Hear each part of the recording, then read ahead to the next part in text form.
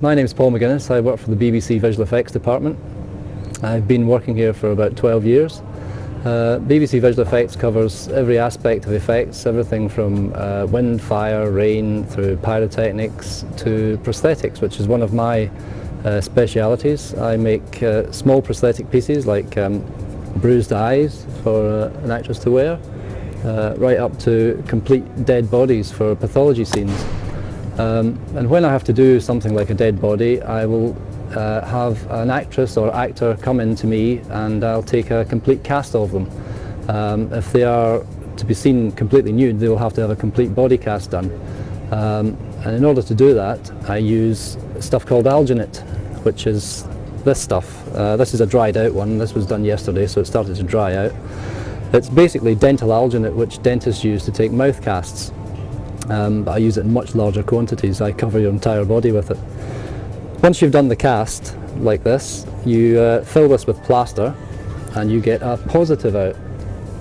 This of course all has to be done quite quickly because the alginate shrinks quite fast as well. So once you've got your plaster cast, you're away. If you don't move quick enough, the alginate can shrink. This is the same head having shrunk down and dried out. So that's alginate and this is plaster. And that gives you a rough idea how quickly you have to move, because when it gets to that stage it's not much use. Once you've got your plaster body, it's usually in sections. All the sections are then pieced together to give you a complete plaster torso, arms, legs, all the rest of it. You then cover that in a thing called a case mould, which is a fiberglass mould that you make up to cover the entire body, which is then filled with silicone to give you all the detail on the skin surface. When you've got your mould, it is then filled with gelatin. You paint in layers and layers of gelatin. I've got some gelatin here somewhere. I did have some gelatin here somewhere. I can show you with this. This is this gelatin skin on the surface here, which is very, very flexible. It's industrial standard gelatin. This is then backed up with polyurethane foam, which is very much like furniture foam that you'd find in cushions.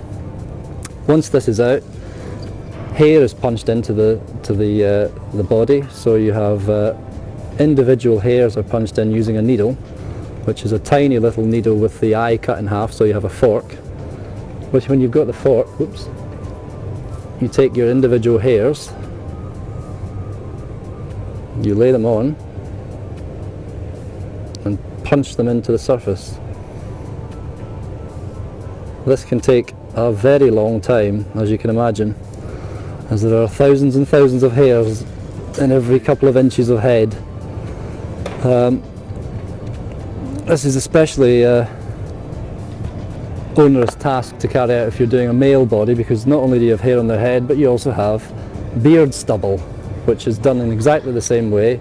Each individual hair is punched in and then it's all trimmed back so that you've got the stubble. Because the gelatin is translucent, you can actually see the hair under the surface, so it looks much more realistic than just putting makeup on the surface.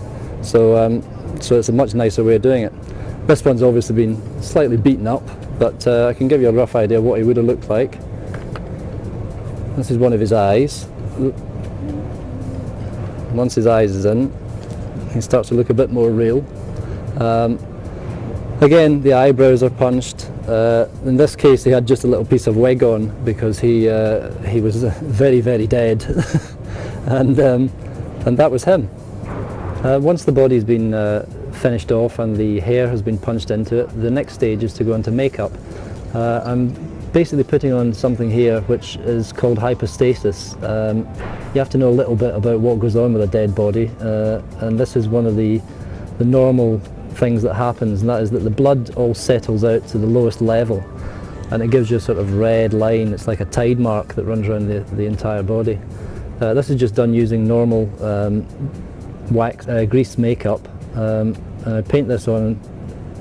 The way that the blood falls, it leaves little trails behind it in the flesh, and you have these little lines that run around the body.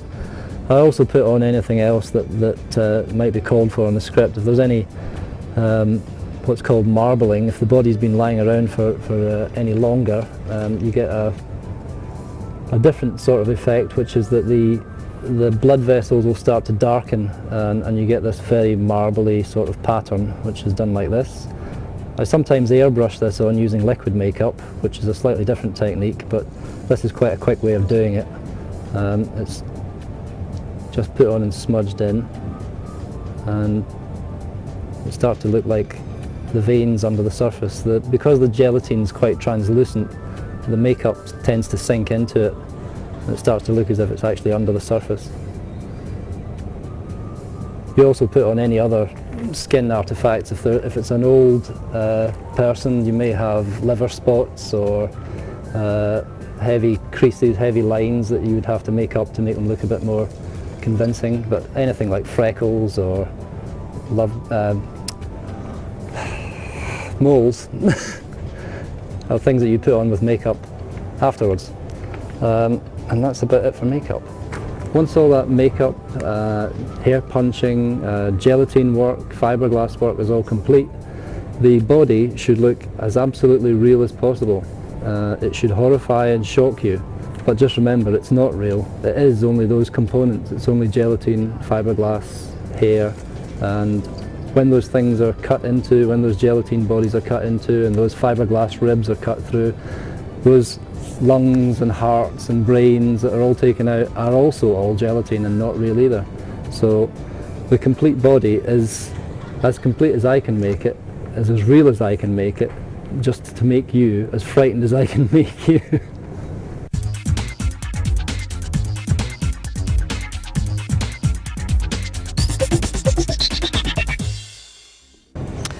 Hello, I'm Roger Turner from the BBC Visual Effects Department. This is the Phoenix from Phoenix and the Carpet, a production that went out earlier this year. And I'd like to explain to you something about how the way it was made. Once the initial discussions take place with the producers and directors as to how the bird should look, the visual effects designer goes away and, with the aid of reference from the original book by E. Nesbitt, will come up with sketches and designs as to how he thinks it should look. They then go back to the production and they decide which sketches and which look they prefer. Once the sculpting is complete, it has to be moulded with an inner and outer mould, in between which the latex skin is formed. Next, a fiberglass shell is made to incorporate the mechanisms, internal mechanisms, whether they be radio controlled or cable or hand operated. The latex skin is then put over the fiberglass shell, painted and feathered. For the show, two versions were constructed. One, hand puppeted, was used for getting the correct eye lines for artists. The second version was purely radio controlled and was used where puppeteers couldn't get into various parts of the set, i.e. the branch of a tree or where the phoenix was being picked up and carried. It took 5 people 90 days to construct both birds. 45 days were taken to feather the birds, and the feathers were especially dyed this colour to suggest flame, as the phoenix is born of flame and fire.